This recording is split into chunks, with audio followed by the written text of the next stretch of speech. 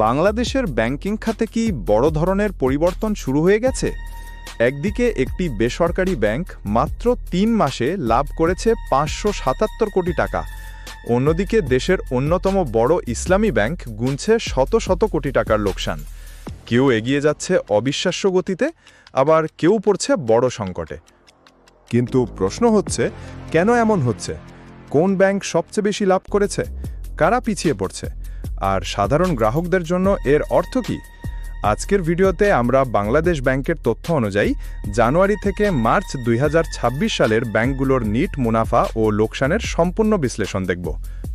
২০২৬ সালের প্রথম প্রান্তিক, অর্থাৎ জানুয়ারি থেকে মার্চ পর্যন্ত সময়ে বাংলাদেশের ব্যাংকিং খাতে বড় ধরনের পরিবর্তনের চিত্র দেখা যাচ্ছে।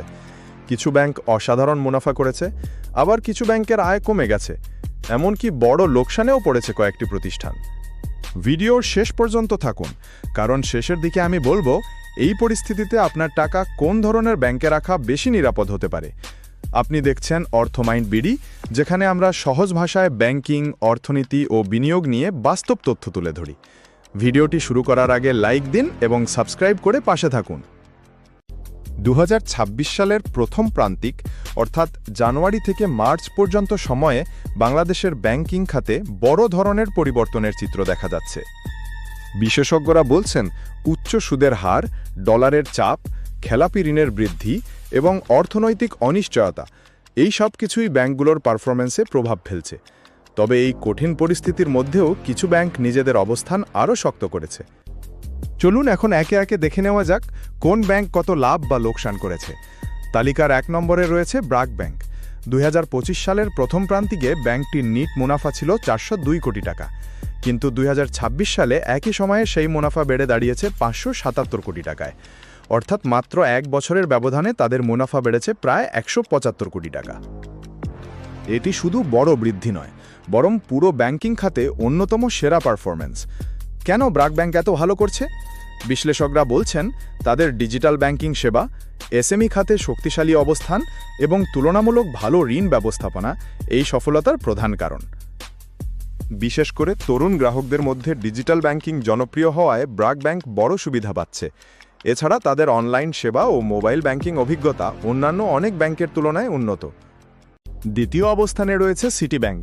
২০২৫ সালে তাদের নিট মুনাফা ছিল ১০৭ কোটি টাকা, কিন্তু ২০২৬ সালের প্রথম প্রান্তিকে সেটি লাফিয়ে বেড়ে দাঁড়িয়েছে ২০৭৬ কোটি টাকায়। এই বিশাল বৃদ্ধি অনেককেই অবাক করেছে। বিশেষজ্ঞদের মতে, বড় কর্পোরেট ক্লায়েন্ট, ট্রেড ফাইন্যান্স এবং বৈদেশিক লেনদেন থেকে ব্যাংকটি বড় আয় করেছে। তবে এত বড় মুনাফা ভবিষ্যতেও ধরে রাখতে পারবে কিনা সেটি এখন দেখার বিষয়। এবার আসি ডাচ বাংলা ব্যাংকে। বাংলাদেশে এটিএম ও ডিজিটাল ব্যাংকিংয়ের ক্ষেত্রে দীর্ঘদিন ধরেই পরিচিত একটি নাম। ২০২৫ সালে তাদের নিট মুনাফা ছিল ৮৯ কোটি টাকা, কিন্তু ২০২৬ সালে সেটি বেড়ে দাঁড়িয়েছে ২৬১ কোটি টাকায়, অর্থাৎ উল্লেখযোগ্য প্রবৃদ্ধি দেখা গেছে। ডাচ বাংলা ব্যাংকের শক্তি হচ্ছে তাদের বিশাল এটিএম নেটওয়ার্ক, অনলাইন ব্যাংকিং এবং সাধারণ গ্রাহকদের কাছে সহজলভ্য সেবা। গ্রাহক সংখ্যা বেশি হওয়ায় তাদের নিয়মিত আয়ও শক্তিশালী অবস্থানে রয়েছে। এবার দেখা যাক ব্যাংক এশিয়ার অবস্থা।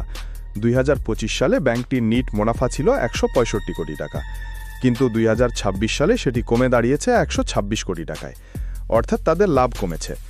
যদিও ব্যাংকটি এখনও লাভে রয়েছে, তবুও এই পতন কিছুটা উদ্বেগের বিষয়। সম্ভবত ঋণ আদায়ের চাপ, ব্যবসায়িক ব্যয় বৃদ্ধি এবং অর্থনৈতিক পরিস্থিতির কারণে এই কমে যাওয়া দেখা গেছে। সবচেয়ে আলোচিত নাম ইসলামী ব্যাংক। ২০২৫ সালে জানুয়ারি থেকে মার্চ পর্যন্ত তাদের নিট মুনাফা ছিল ২৯ কোটি টাকা, কিন্তু ২০২৬ সালে এসে সেই অবস্থান বদলে গেছে পুরোপুরি। এবার তারা ২৮৮ কোটি টাকার লোকসানে পড়েছে, অর্থাৎ মুনাফা থেকে সরাসরি বড় লোকসানে চলে গেছে ব্যাংকটি। এটি শুধু একটি ব্যাংকের সমস্যা নয়, বরং পুরো ব্যাংকিং খাতের জন্য বড় সতর্ক সংকেত। বিশেষজ্ঞদের মতে, খেলাপি ঋণ বৃদ্ধি, তারল্য সংকট এবং আস্থার ঘাটতি এই পরিস্থিতির অন্যতম কারণ হতে পারে। অনেক গ্রাহক এখন জানতে চাইছেন তাদের সঞ্চয় কতটা নিরাপদ। তবে মনে রাখতে হবে, বাংলাদেশ ব্যাংক পুরো পরিস্থিতি পর্যবেক্ষণ করছে এবং প্রয়োজনে বিভিন্ন পদক্ষেপ নিচ্ছে। এখন প্রশ্ন হচ্ছে, এই লাভ লোকসানের খবর সাধারণ মানুষের জীবনে কী প্রভাব ফেলতে পারে? প্রথমত, একটি ব্যাংকের আর্থিক অবস্থা ভালো হলে তারা সাধারণত আরও ভালো সেবা দিতে পারে। দ্বিতীয়ত, লোকসানে থাকা ব্যাংকগুলোতে গ্রাহকদের আস্থা কমে যেতে পারে। তবে শুধু লাভ দেখেই সিদ্ধান্ত নেওয়া উচিত নয়। ব্যাংকের স্থিতিশীলতা, সার্ভিস, বাংলাদেশ ব্যাংকের নিয়ন্ত্রণ এবং দীর্ঘমেয়াদী পারফরম্যান্স সবকিছু বিবেচনা করা গুরুত্বপূর্ণ। কিন্তু প্রশ্ন হচ্ছে, কেন হঠাৎ করেই ইসলামী ব্যাংকের পরিস্থিতি এত বেশি আলোচনায় চলে এসেছে? একসময় যে ব্যাংককে বাংলাদেশের সবচেয়ে শক্তিশালী ইসলামী ব্যাংক বলা হতো, আজ সেই ব্যাংক কেন লোকসানের শিরোনামে? আসুন একটু গভীরে যাওয়ার চেষ্টা করি। ব্যাংকিং খাতের সবচেয়ে বড় শক্তি আসলে টাকা নয়, সবচেয়ে বড় শক্তি হলো বিশ্বাস। মানুষ যখন ব্যাংকে টাকা জমা রাখে, তখন তারা ধরে নেয় প্রয়োজনে যে কোনো সময় সেই টাকা তুলতে পারবে। কিন্তু যখন কোনো ব্যাংক নিয়ে গুজব ছড়ায়, যখন সামাজিক যোগাযোগ মাধ্যমে আতঙ্ক তৈরি হয়, তখন সমস্যা আরও দ্রুত বড় হতে থাকে। ইসলামী ব্যাংকের ক্ষেত্রেও ঠিক এমনটাই ঘটেছে বলে মনে করছেন অনেক বিশ্লেষক। বিভিন্ন সময় গ্রাহকদের লম্বা লাইনের ভিডিও, টাকা উত্তোলনে বিলম্বের অভিযোগ এবং শাখাগুলোতে চাপের খবর মানুষের মধ্যে উদ্বেগ আরও বাড়িয়ে দিয়েছে। যদিও ব্যাংক বলছে তাদের কার্যক্রম স্বাভাবিক রয়েছে, তবুও মানুষের মনে যে প্রশ্ন তৈরি হয়েছে, সেটি এখন সবচেয়ে বড় চ্যালেঞ্জ। একটি ব্যাংক যখন বড় আকারের ঋণ দেয়, তখন তারা আশা করে সেই টাকা সময় মতো ফেরত আসবে। কিন্তু যদি সেই ঋণের একটি বড় অংশ আটকে যায়, তখন শুরু হয় আসল চাপ। বিশেষজ্ঞরা বলছেন, ইসলামী ব্যাংকের ওপর বর্তমানে সবচেয়ে বড় চাপগুলোর একটি হলো খেলাপি ঋণ, অর্থাৎ যেসব ঋণ সময় মতো ফেরত আসছে না, সেগুলো ব্যাংকের নগদ প্রবাহ কমিয়ে দিচ্ছে। ফলে নতুন বিনিয়োগ, গ্রাহক সেবা এবং স্বাভাবিক ব্যাংকিং কার্যক্রমে প্রভাব পড়ছে। ব্যাংকিং খাতে লিকুইডিটি বা তারল্য খুব গুরুত্বপূর্ণ বিষয়, কারণ ব্যাংকের হাতে পর্যাপ্ত নগদ না থাকলে গ্রাহকদের চাহিদা পূরণ করাও কঠিন হয়ে যায়। সবচেয়ে বড় ধাক্কা এসেছে মুনাফার হিসাবে।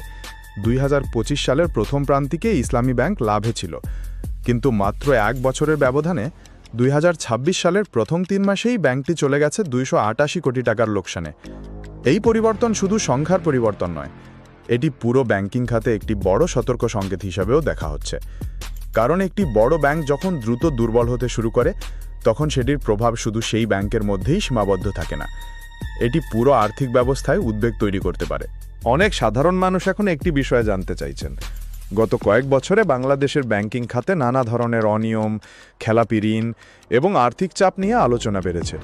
আর যখন বড় কোনো ব্যাংকের লোকসানের খবর আসে, তখন স্বাভাবিকভাবেই মানুষের উদ্বেগ বাড়ে।